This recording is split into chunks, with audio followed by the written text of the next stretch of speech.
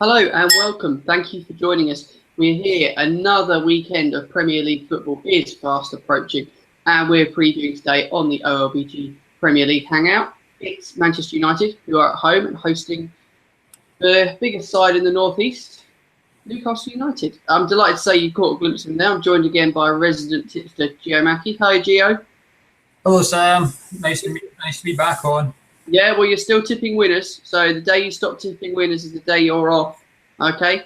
But we must say we've had a good run of success, a few near misses as well. You know, we don't cover up anything here. We don't sit here and tell you that we've had winners when we haven't. They're all clearly listed on the Hangouts, and you can go back and look through our previous successes if you want. Subscribe if you want to get more of these videos as well. But we will dive straight into the first game of the weekend. And Manchester United.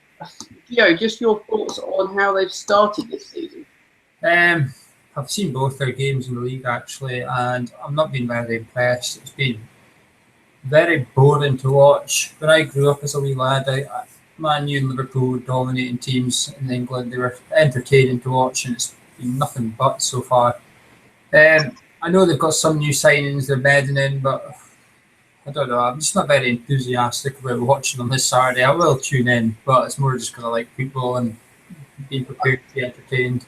I must say I've watched all United's games, and the most exciting one by far was the midweek game in the Champions League, which there was definite signs of issues at the back. I think they were quite easily exposed. But at the same time, it was the first time I sort of got a bit excited watching them going forward. Just wonder if maybe we're being critical of Man United here. They've taken maximum points, which a lot of teams haven't. You know, Arsenal have spoken about as title contenders. Chelsea said ahead of them in the betting. You know, there's something to be said, isn't there, for consistent winning? Yeah, definitely.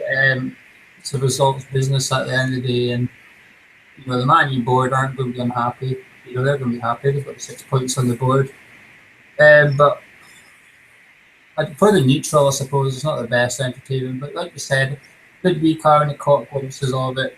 It was on in the background, and I do think the only reason they look better going forward is because they conceded very early on their own goal, and that kind of forced their hand a wee bit to push on an attack. So maybe that's what we need at Old Trafford on Saturday.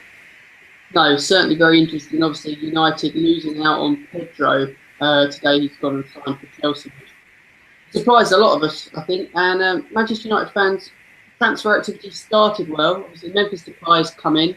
I know you want to talk about him a little bit later on, so we'll hold off on him. But just very briefly, United more business to be done in this transfer window?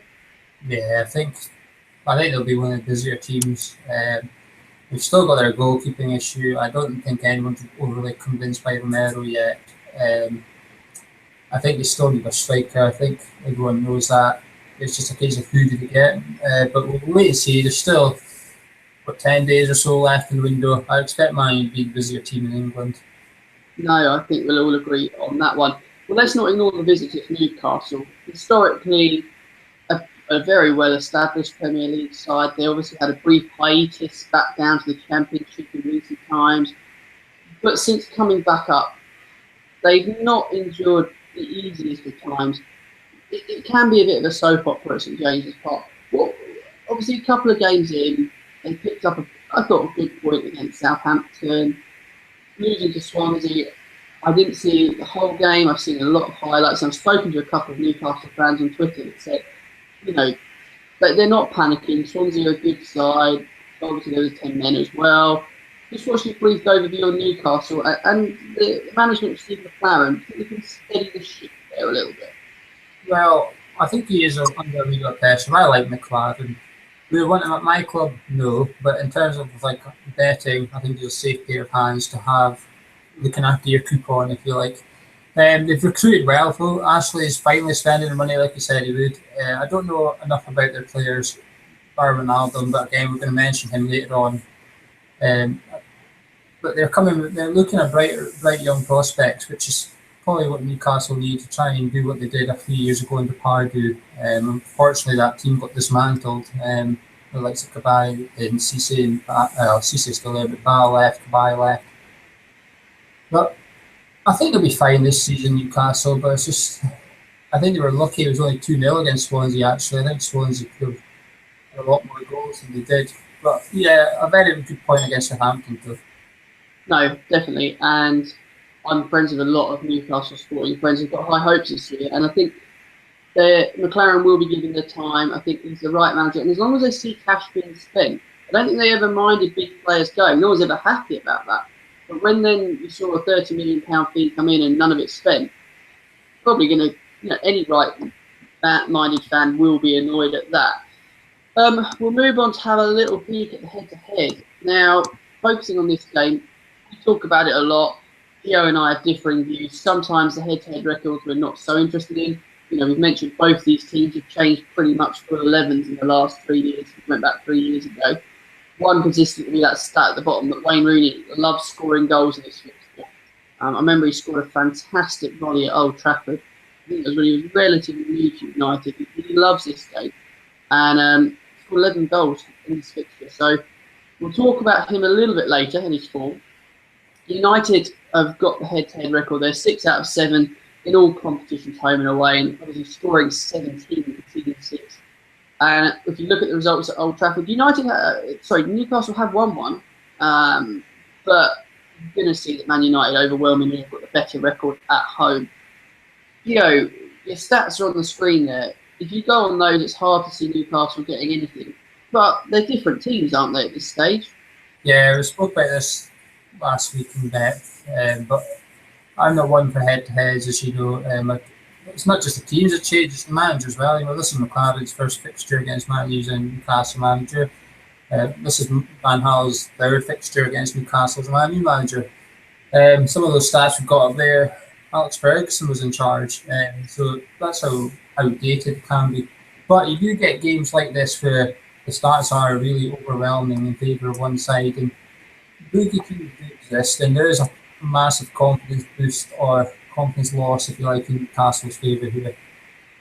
Also, one stat that's not on there is Man U have won 15 of the last 19 in the league at home, so it's not just Newcastle that are stuck out Old Trafford recently.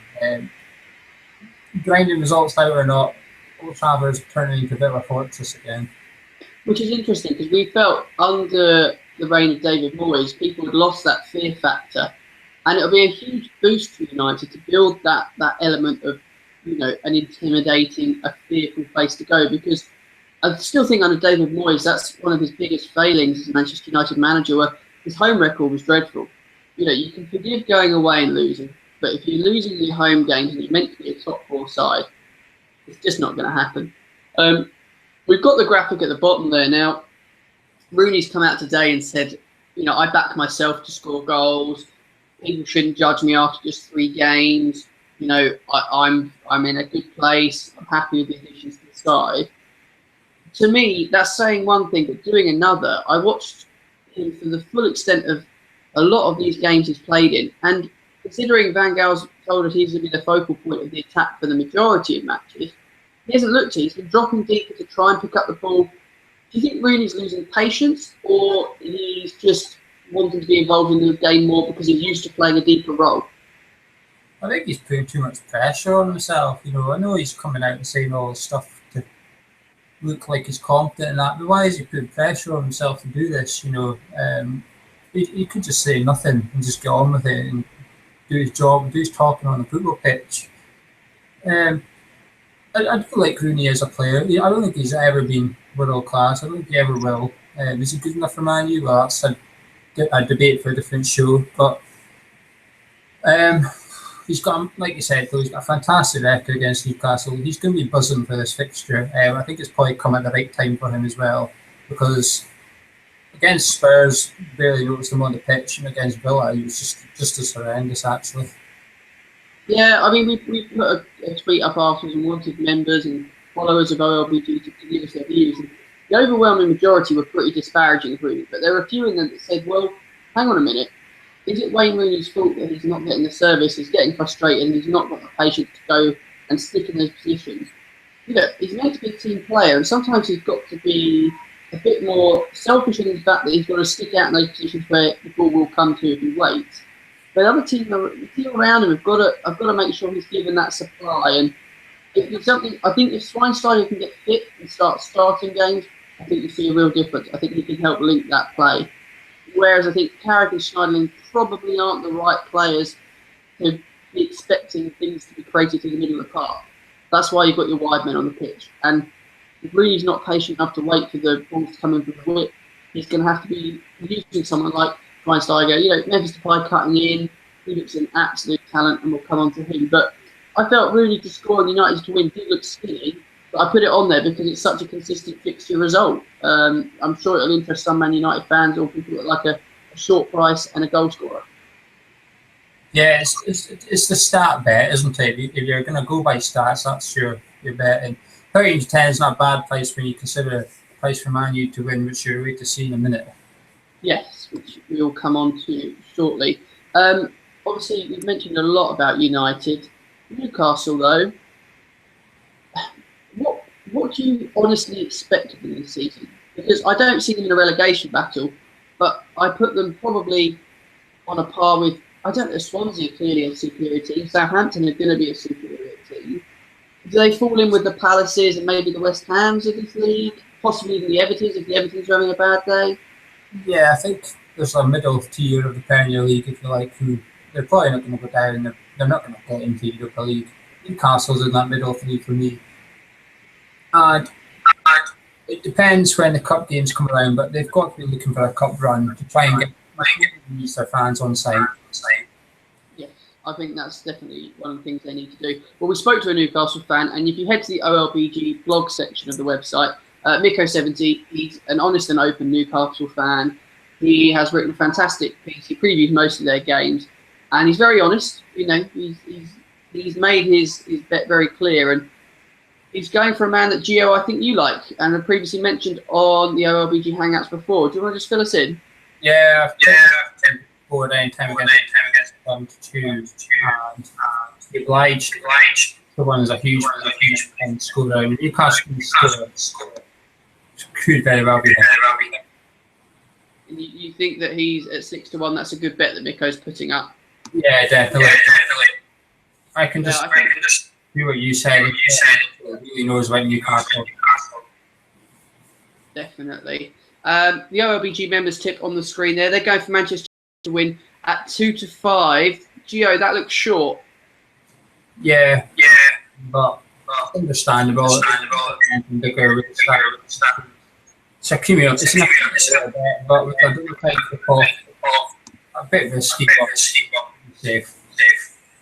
No, that's absolutely fine. Now, your bet's on the screen at the moment is over 2.5 goals, but I think you wanted to change this. This was in a bit of a hurry this afternoon. You've come up with something you think's a better value bet. Yeah, I gave some early on to but I think high at 60 pounds a much better bet. United got 2 good goals in the game. Villa, really buzzing, fantastic talent. If Man U get a few box, sorry, on it. I'll repeat that for viewers because Gio's a little bit broken up there. He's tipping Memphis Depay at 6-4 any time, and well, I think it's an interesting bet. We've seen him perform well in the Champions League this week. It's going to be a case of being consistent. I would think he's going to get around 10 goals this season in the league. If he plays every game, you'd be hopeful of that. And I know Manchester United fans, we'd love to get your views on him if you think he's going to be a success or not. Just comment below. That's the question we're going to put out there. Newcastle fans watching this or neutrals that want to get involved, I just want you to comment on the video. Give us a position Newcastle will finish this season. Anywhere in the 1 to 20. I don't care where it is. Just want your views. I want to know. Because frankly, there's only 2 of us here, and we're thinking 14th, 15th. We'd love to know that if you've got higher aspirations, or if you're a pessimist and you think Newcastle are going to sucked into some sort of awful relegation battle like last year. I'll say thank you very much to Gio. Thank you, Gio. Thank you. And we look forward to the upcoming weekend of football. Don't forget, we're going to have other videos. We'll cover Super Sundays games, and we're also going to cover the Monday Night Football game. The rest of the season, all you need to do is hit subscribe to the OLBG videos, and you're going to get all of these match previews free from us to you. Don't forget to check out the site as well. Thanks for watching.